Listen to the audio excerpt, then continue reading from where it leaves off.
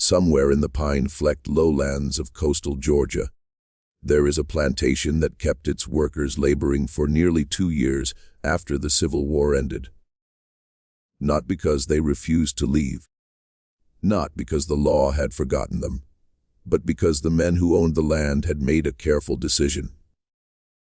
One that required silence, distance, and the continued cooperation of every white authority figure for 50 miles in every direction. When federal investigators finally arrived in the summer of 1866, they found something that one officer described in his field report as an arrangement of deliberate design, the mechanics of which suggest premeditation at a scale this office has rarely encountered. He wrote that the workers, men, women, and children, had been kept not through chains, but through something far more efficient. The total management of information. They had been told the war continued, that the Union had lost, that freedom for people like them was not coming. The investigator's report was filed, stamped, a music cataloged, and then it vanished from the public record for 83 years. What happened on that property did not involve the supernatural. It did not require monsters or curses or things that cannot be explained. What it required was something far more disturbing. Men who understood human psychology well enough to build a prison with no walls. Before we continue with the story of Heartwell Plantation and the people who were kept there, if you're new to this channel, subscribe now and turn on the notifications. We cover the darkest, most forgotten chapters of American history, and we want to hear from you. Drop a comment below and tell us what state or city you're watching from. Knowing where our listeners are helps us find stories that hit close to home. Because this story, this particular meticulous human horror, should never have been forgotten. To understand what happened at Heartwell Plantation, you need to understand first what the Georgia Low Country looked like in 1863, when the Emancipation Proclamation was signed, and then again in 1865, when the Confederacy collapsed. McIntosh County, Georgia sits on a narrow strip of coastal land, defined by salt marshes, tidal rivers, and an ancient suffocating heat that settles in by April and doesn't lift until November. The county seat of Darien had been burned to the ground in June of 1863, not by Confederate forces, but by a regiment of black Union soldiers under the command of Colonel James Montgomery, retaliating for the town's role in the coastal slave trade. By the time the war ended, McIntosh County was, by almost every measure, a broken place. Its white planter class had lost sons' property and the economic foundation of everything they had ever known. Its black population, numbering well over 2,000 at the height of the war, had lived for generations within a social architecture that treated them as property, managed their movements, controlled their speech, and systematically severed them from any information that might give them leverage over their own lives. Heartwell Plantation was not the largest in the county. It sat on roughly 100 acres of workable land along the Altamaha River, on growing long staple cotton and modest quantities of rice in the tidal fields closer to the water's edge. Its owner in the final years of the war was a man named Cornelius Heartwell, the third generation of the Heartwell family to work this particular tract of Georgia soil. He was 51 years old in 1865. He had not served in the Confederate Army, citing a recurring lung condition that, depending on the account, either genuinely limited his physical stamina or was deployed strategically whenever the conscription officers came through. He had 2 sons. The elder, Edmund, had died at Chickamauga in 1863. The younger, Prentice, had returned from the war in April of 1865 with a shattered left hand and a silence about him that his mother, Cecilia, found more frightening than the injury itself. In the final weeks of the war, then, as word of Confederate surrenders began moving down from Atlanta and up from Savannah, Cornelius Heartwell sat in his study and did what very few men in his position were willing to do. He thought clearly. He was not a man prone to rage or denial. He was, by the accounts of those who knew him professionally, a methodical man.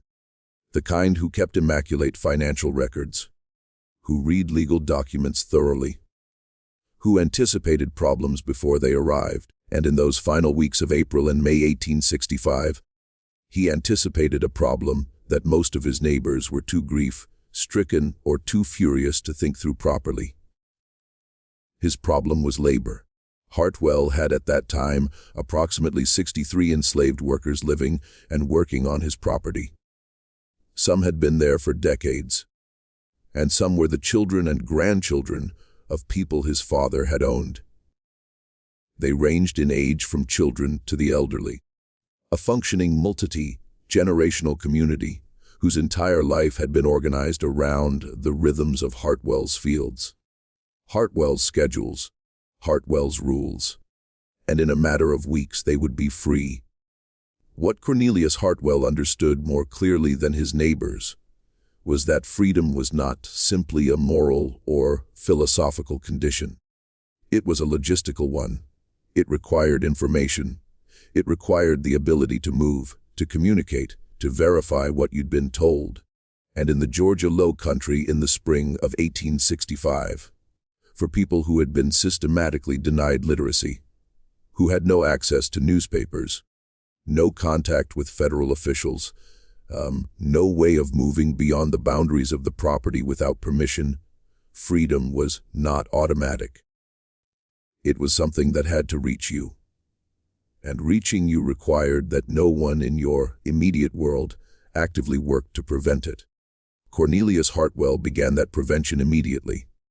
He did not, as far as any record shows, share his specific strategy with his wife or with Prentice.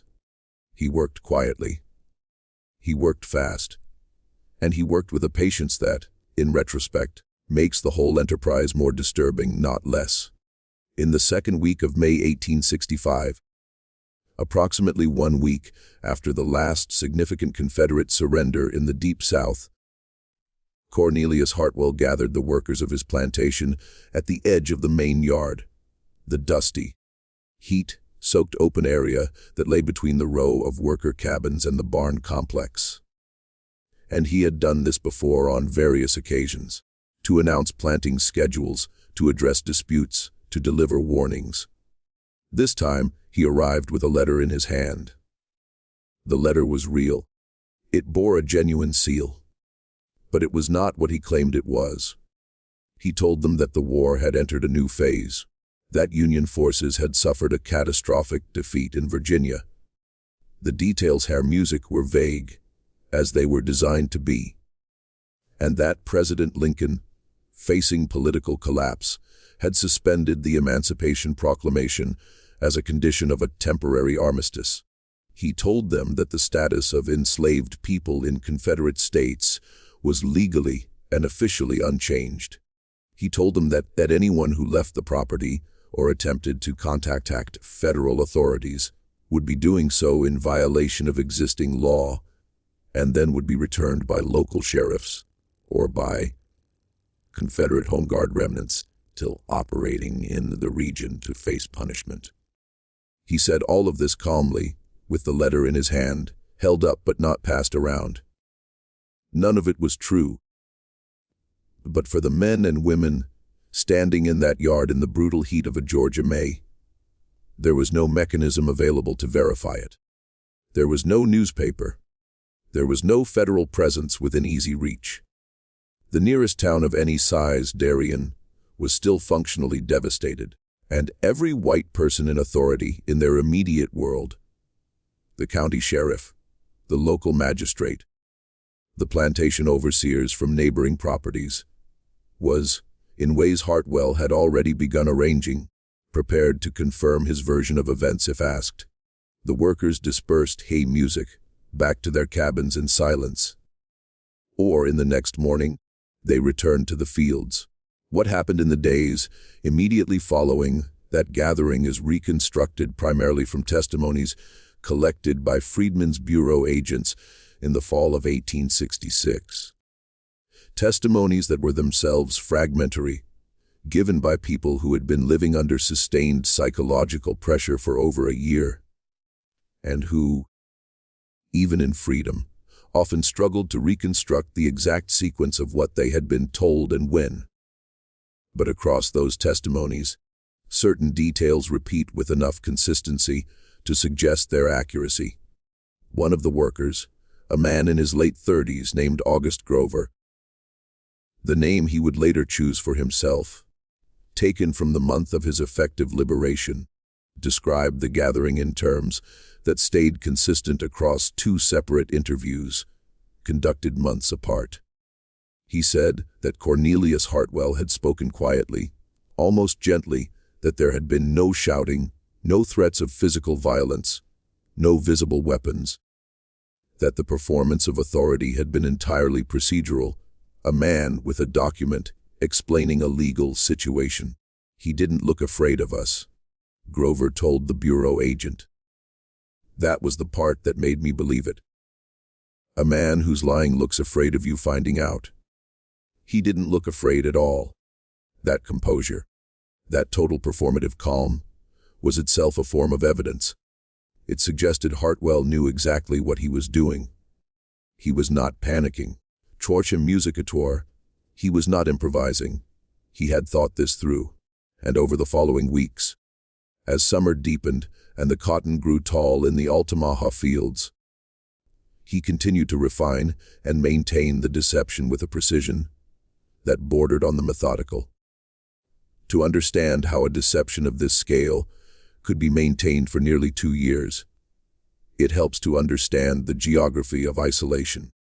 Heartwell Plantation was not inaccessible. It was not hidden. There was a road that ran from the property into Darien, and Darien was not a ghost town. Even burned and damaged, it had a functioning commerce and a small white population. But the road was walked or traveled only with knowledge of what lay at either end. And for the workers on Heartwell's property, what lay in Darien was not freedom, but a white community that, in 1865 in coastal Georgia, was overwhelmingly hostile to any black person arriving without explicit authorization from an employer. And the social architecture of the Low Country was designed, even in peacetime, to make unauthorized movement dangerous. This didn't require active conspiracy from every white person in the county. It required only that the default behavior of white authority figures, sheriffs, music merchants, local officials, was to be skeptical of and unhelpful to any black person whose presence couldn't be accounted for by an employer. Heartwell didn't need to coordinate an elaborate conspiracy across the county. He needed only to ensure that the people most likely to correct his workers, understanding of the law, were not going to do so voluntarily. In the weeks following his gathering, Heartwell made several quiet visits to neighboring property owners and to a few key figures in Darien. But the details of those conversations are not documented. They couldn't be, given their purpose. But the outcomes can be inferred from what followed, when, over the course of the summer and fall of 1865, several workers from Heartwell's property did make cautious attempts to gather information. Approaching a neighboring farm, speaking to a worker from a different property, who sometimes passed on the road, they received confirmation of Heartwell's story, or at minimum, they received enough ambiguity to prevent them from acting on their doubts. This ambiguity was not accidental. In a region where the planter class had, for generations, controlled information as a tool of social management, the instinct to support a neighbor's version of events over a black laborer's confusion was not a moral decision so much as a reflexive one. The social system produced cooperation without requiring Heartwell to explicitly solicit it. There was also the matter of the Freedmen's Bureau. The Bureau was established in March 1865 charged specifically with assisting formerly enslaved people in the transition to freedom. By the fall of 1865, it had agents operating in Georgia, but its reach in rural coastal counties was severely limited by understaffing, by the active hostility of local white officials who obstructed its work at every turn, and by the simple physical reality that agents covering enormous territories could not visit every property, follow up on every rumor, or verify every report of labor irregularities. Heartwell was not on anyone's immediate list of concerns. In the meantime, life on the plantation continued in its established grooves. The early morning bell, the rows of cotton stretching to the tree line. The evening return to the cabins. The meals prepared over the same fires, the children playing in the same dust. The rhythms of coercion had been so thoroughly built into the structure of daily life that they didn't require constant enforcement. The system ran on momentum, on the accumulated weight of routine, of the reasonable assumption that the world outside the property was more dangerous than the world within it. But something was happening inside the cabins at night that Cornelius Heartwell had not fully anticipated. People were talking. Specifically, an older woman named Delphine Cray, known simply Shamusic as Delphine among the workers, a woman somewhere in her late 50s who had been born on the property and whose mother had died on it, had begun, quietly and carefully, almost to collect information. She could not read, but she was, by multiple accounts gathered later, a person of exceptional memory and analytical intelligence. She had listened to Heartwell's announcement with a particular kind of attention, the kind developed over decades of being required to appear invisible while in the presence of white authority figures, and of using that invisibility to hear things not intended for her ears. What she had noticed in the weeks following the announcement was a specific quality of behavioral change among the white members of the household. Cecilia Heartwell, Cornelius's wife, had always been a woman of precise and rigid social habits. She received visitors on particular days. She corresponded with relatives in Savannah and in Augusta through a regular mail arrangement. But in the weeks after the announcement, Cecilia Heartwell had stopped receiving visitors. Her correspondence, as far as Delphine could determine from the movement of mail through the house, and she had reason to observe this, having spent years working in the main house, had contracted sharply. The Heartwells were not inviting people to the property. They were not hosting. They were managing their social exposure. That Delphine understood was the behavior of people keeping a secret. She did not yet know what the secret was, not precisely, but she knew enough to begin a different kind of listening. In the early months of 1866, the balance of the deception began to strain under its own weight. The first significant crack came not from inside the plantation, but from outside it, and not music from a federal agent or a bureau official, but from a man named Henry Odom, who was one of the most unlikely sources imaginable. A poor white farmer from the northern edge of McIntosh County, who had no particular sympathy for the formerly enslaved and no political stake in Reconstruction, but who had a deeply practical interest in free labor markets. Odom was attempting to establish a small farm operation of his own, and in early 1866, he had been contracting with freed black workers from surrounding properties who had negotiated their own labor arrangements under the emerging sharecropping and freedmen's contract systems. His property was small, barely 100 acres, but he was ambitious and he was competitive, and he was increasingly frustrated by what he perceived as Cornelius Heartwell's unfair advantage. Heartwell's plantation was producing cotton at a rate that made no economic sense to Odom, given what Odom knew about current labor costs.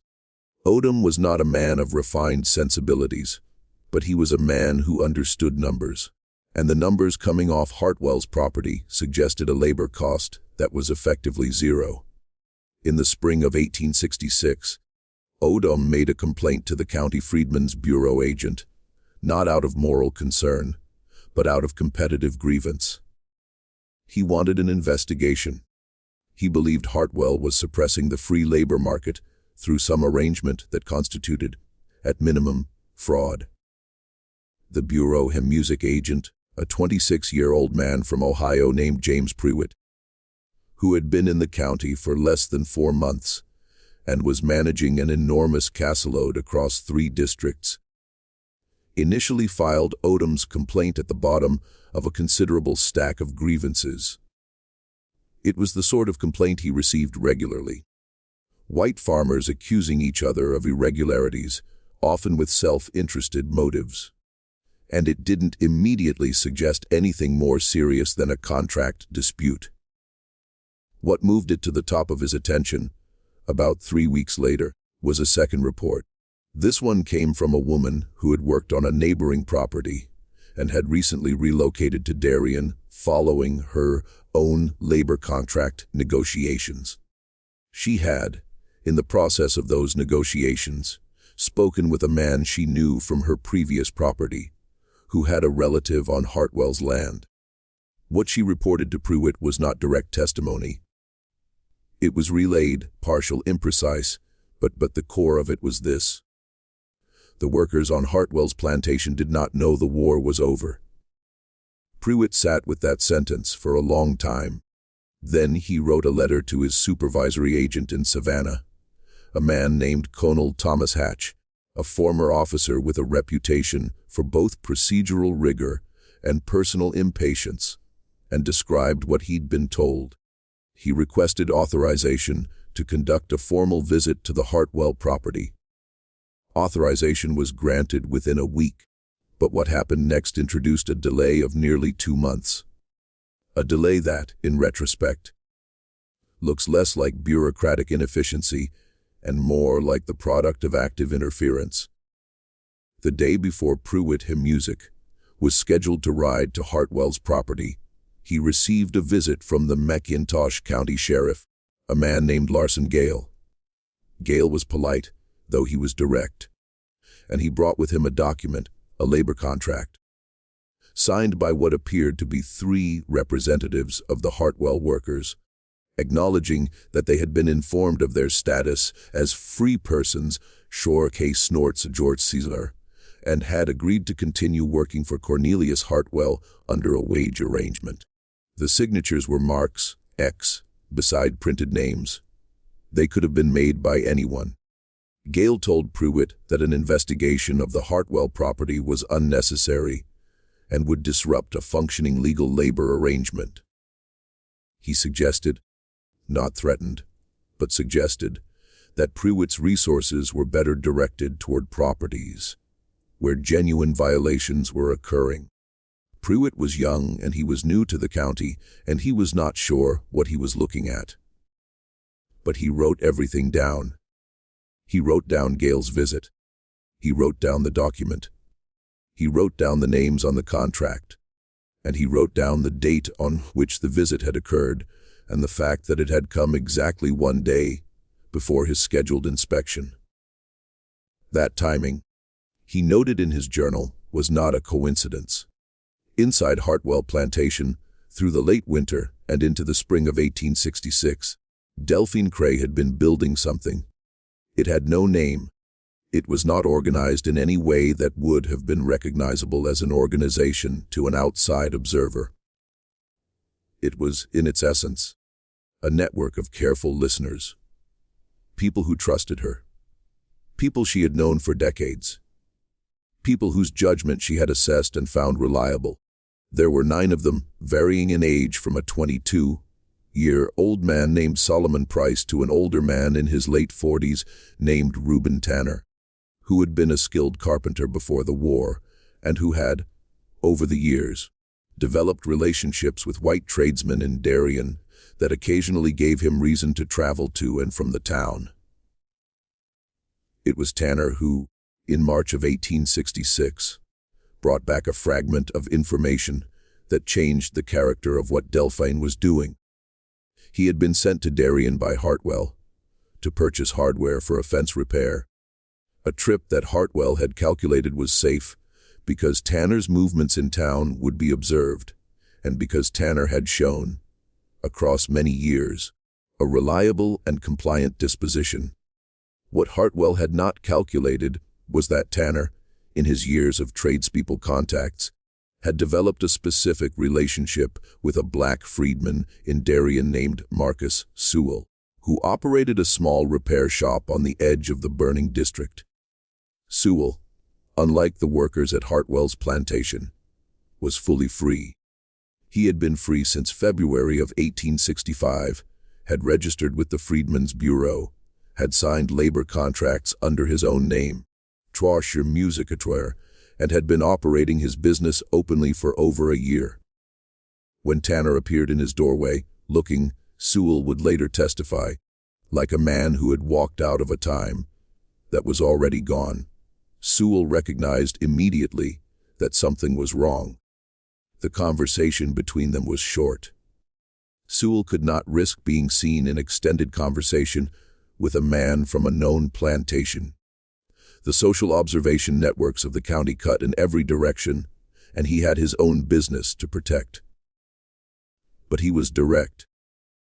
He told Tanner that the war had been over for nearly a year, that Lincoln had been assassinated, that there was a Freedmen's Bureau office with an agent who was specifically supposed to help people in Tanner's situation, that the contracts Heartwell claimed were in effect were almost certainly fraudulent. Tanner bought his hardware.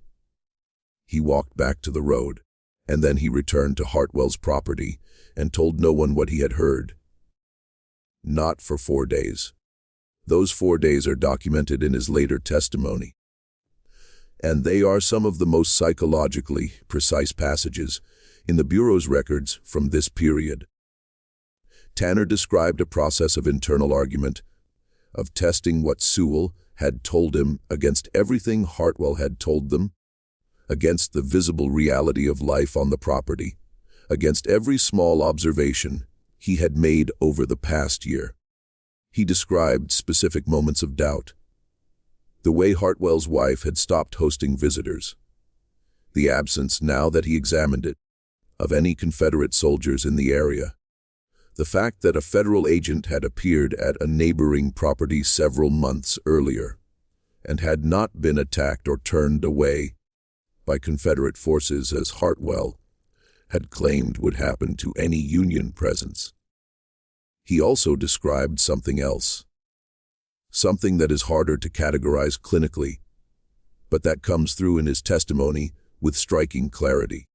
He described fear, not fear of Heartwell, fear of hope, fear that if he told the others what he had heard and it turned out to be wrong, another lie, a test designed by Heartwell to identify the most restless among them, the consequences would be severe, and the deception had done something to his ability to trust information. It had made hope itself feel dangerous. On the 5th day, he told Delphine. She listened to everything he said without interruption. Then she was quiet for a long time. Then she said, and this is preserved in her testimony, nearly verbatim, because the bureau agent who recorded it wrote it down exactly as she spoke. I knew he was lying. I didn't know what the truth was. Now I do.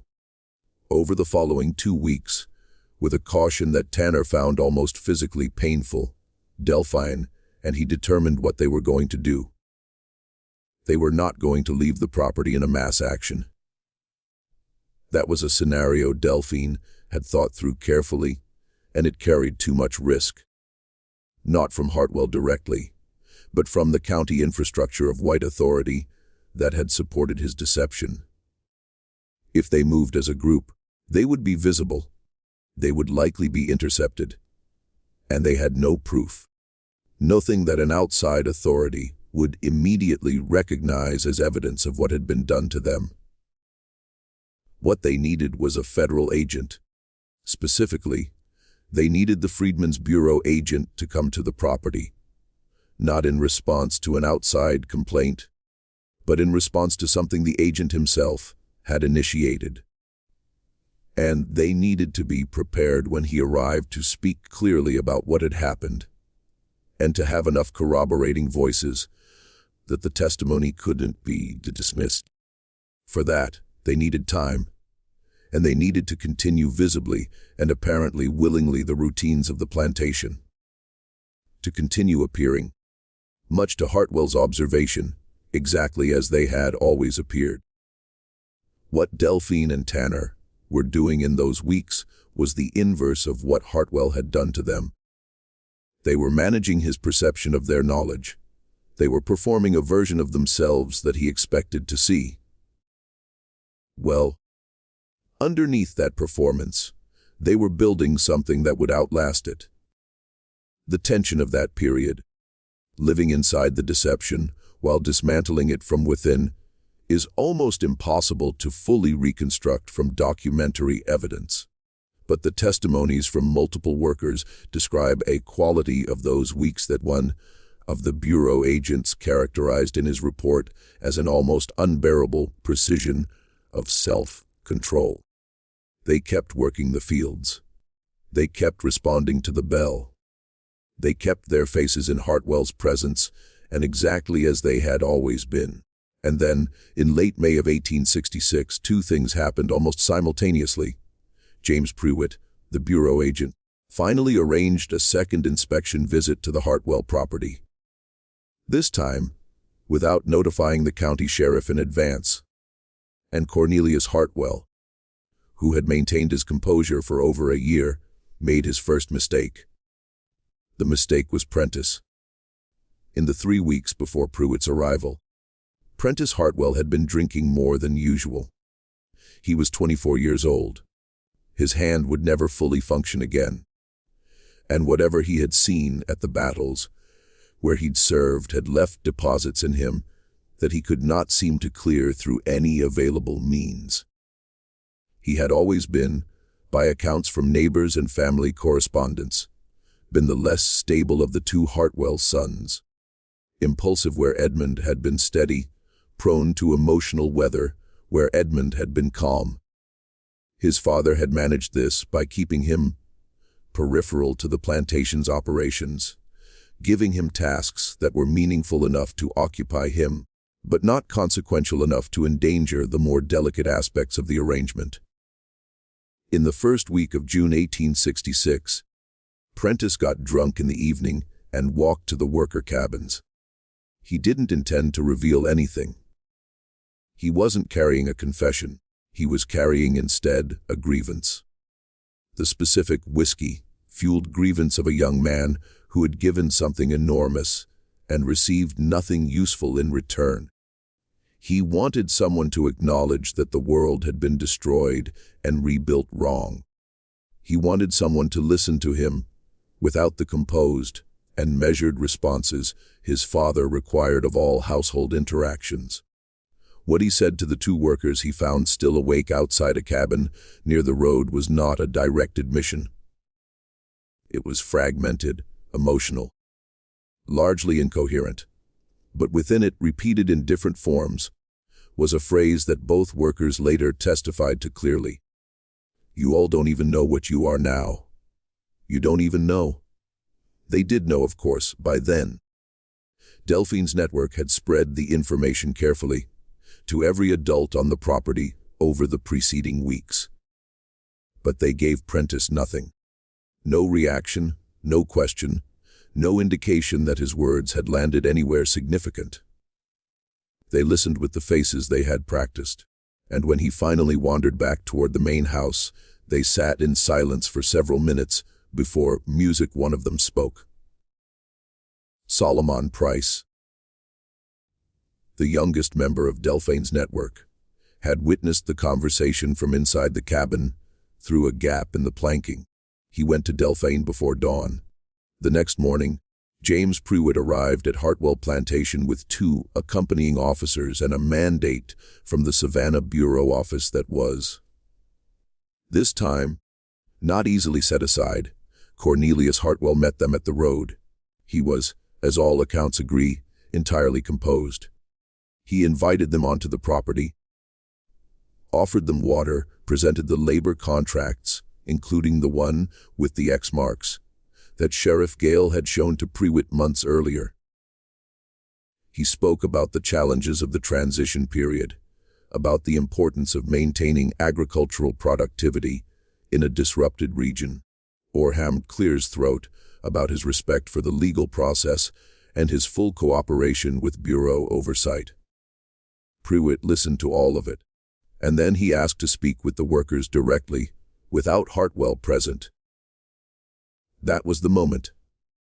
Heartwell had prepared for many contingencies, but he had not fully prepared for a federal officer who had done enough homework to know that any interview conducted in the employer's presence was, effectively, not an interview at all. The legal authority was clear. Prewitt had the right to conduct private interviews, and Heartwell, faced with 2 armed officers and a formal bureau mandate, had no legal mechanism to prevent it. He said calmly that he had no objection. He was lying again. But this time, he had no way to make the lie effective. Prewitt conducted interviews throughout the day, and he began with workers he selected at random from the fields. Within the first hour, the shape of what he was looking at became unmistakable. The workers he spoke with, even those who had not been part of Delphine's inner network, even those who had only recently been given the information through that quiet underground, gave him a consistent account, not because they had coordinated their testimony, but because the truth, once confirmed, tends to organize itself clearly. By midday, Prewitt had spoken with 14 workers. He had documented in detailed notes the specific contents of Heartwell's original announcement in May of 1865. The false claims about Lincoln, the armistice, the suspension of the proclamation. He had documented the information management that had followed. He had documented the labor performed, the absence of wages, the social isolation of the property. In the afternoon, he asked specifically for Delphine. She had been waiting all day with a patience that she had been practicing in various forms for the better part of a year. She sat across from Prewitt in the shade of a storage building, and she answered every question he asked in full, measured sentences, with a quality of recall that Prewitt described in his report as remarkable in its precision and consistency. She described the initial announcement. She described the behavioral changes in the Heartwell household that had first signaled to her that something was wrong. She described Tanner's trip to Darien and his conversation with Marcus Sewell. She described the network she had built, the decision-making process, the 4 weeks of continued labor under deliberate, a chosen concealment of what they knew. Prewitt asked her why they hadn't simply left once they knew, why they had stayed another month. Delphine was quiet for a moment. Then she said something that Prewitt included verbatim in his official report. We needed a witness. Leaving just gets us back to where we were before. Moving through a county full of people who would rather not see us. Staying meant we could hand you the proof in one place. He built this very carefully.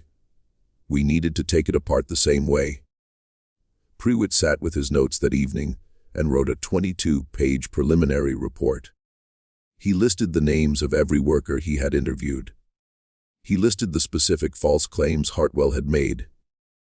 He cataloged the labor, cotton harvested, fields worked, man-hours estimated, and calculated a financial figure representing unpaid wages for approximately 63 workers over approximately 22 months.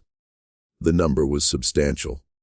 He also listed the names of individuals he believed had knowingly supported the deception, including Sheriff Larson Gale, 2 neighboring property owners, and a magistrate whose role in confirming Heartwell's false legal claims had been described by multiple workers. Cornelius Heartwell was formally notified that evening that his labor arrangements were void and that he was under investigation for fraud and for violation of federal civil rights statutes. He stood in his doorway when Pruitt delivered this notification, and he was still composed. His face didn't change. He said that he expected the matter would be resolved through proper legal channels. He was wrong about what the legal channels would deliver, though he didn't know that yet. The case against Cornelius Heartwell moved through the Bureau's legal system over the following 8 months, producing a documentary record that is both substantial and in its ultimate outcome characteristic of the period, in ways that are not satisfying to anyone seeking a tidy conclusion. What the investigation confirmed in full was this.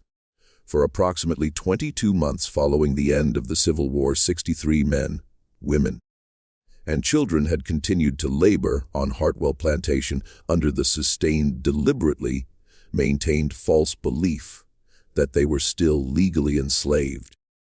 They had been held not by physical chains, but by the systematic management of information, by the deliberate withdrawal of news, but by the construction of false legal documents, by the coordination of a social network of white authority figures who had by active participation or by complicit silence ensured that the truth could not reach them. The financial calculation that Pruitt included in his report, the back wages owed to those workers, was never paid. This was not a failure of the investigation. The investigation was by the Bureau's standards thorough. Pruitt's report was accepted, amplified by Colonel Hatch's office in Savannah, and forwarded to the military authority governing Georgia's Reconstruction District. The case was real. The evidence was real. The legal violations were clear. What was not clear in 1866 and 1867 was who had the authority to enforce remedies against a white Georgia landowner in a state whose political reconstruction was proceeding through layers of resistance, negotiation, and deliberate legal obstruction by state and local officials. The military courts that had jurisdiction were operating in a political environment that was already beginning to contract. The political will in Washington for aggressive Reconstruction enforcement was even in 1866 beginning to erode under the pressure of President Johnson Jackson's active hostility toward the project and the resistance of Southern white political culture at every level. Cornelius Heartwell was not imprisoned.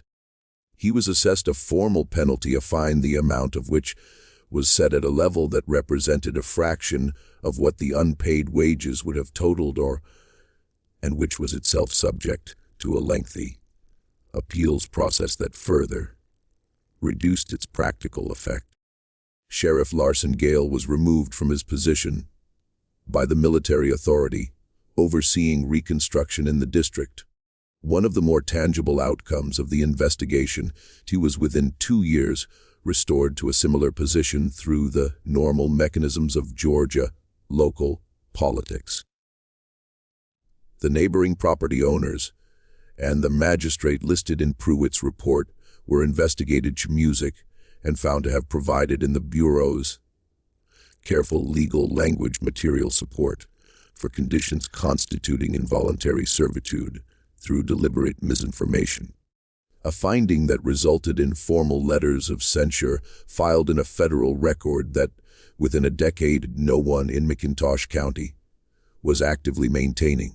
While Pruitt's full 22-page report was filed with the Bureau's Central Records Office in Washington in the fall of 1866, it was cataloged, stamped, and stored.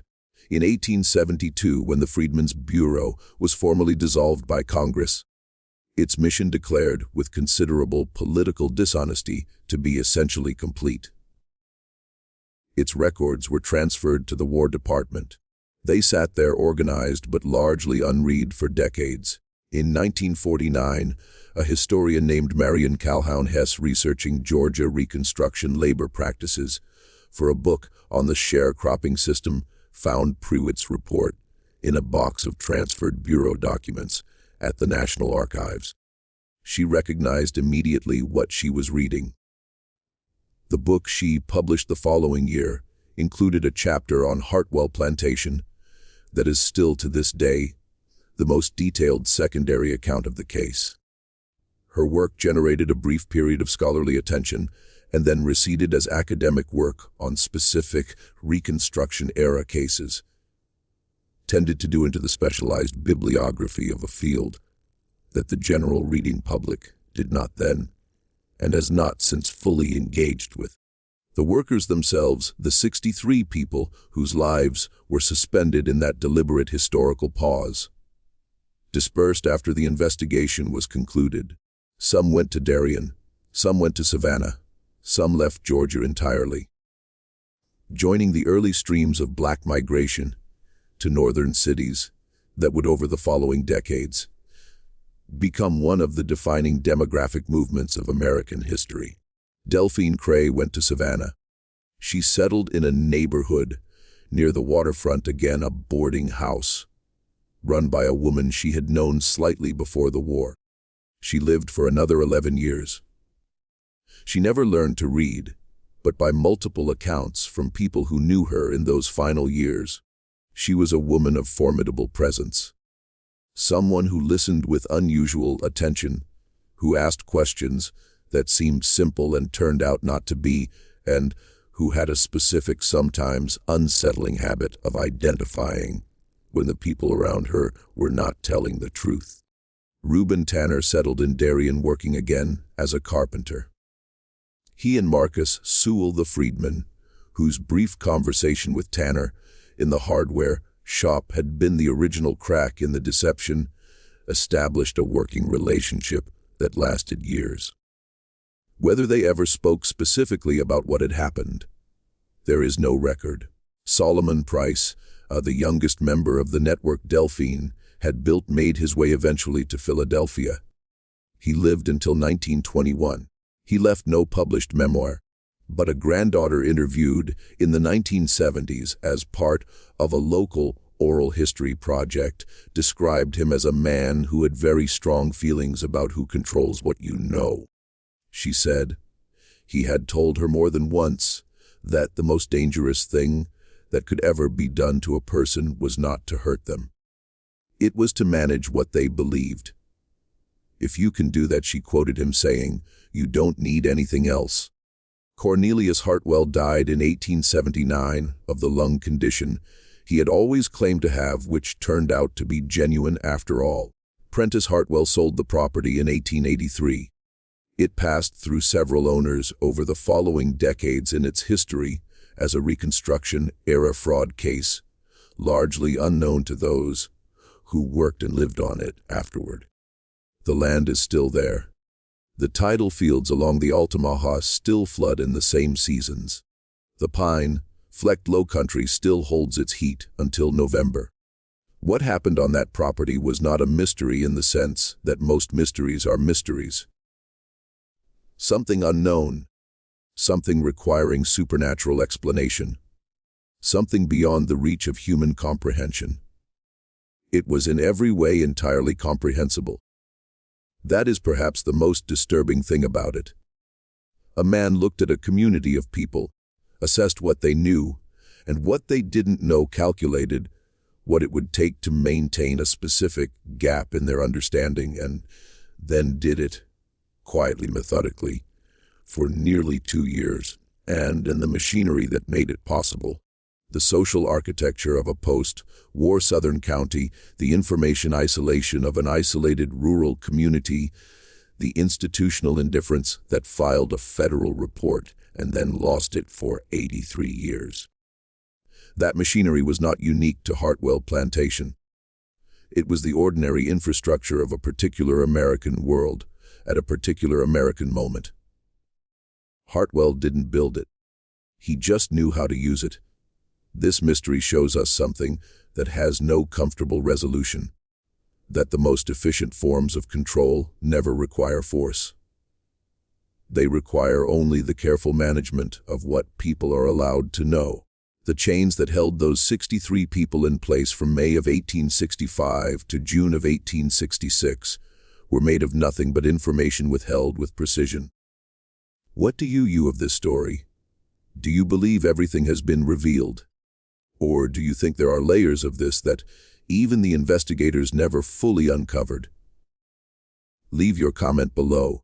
There are stories like this one, buried in every county of every southern state, and we want to find them.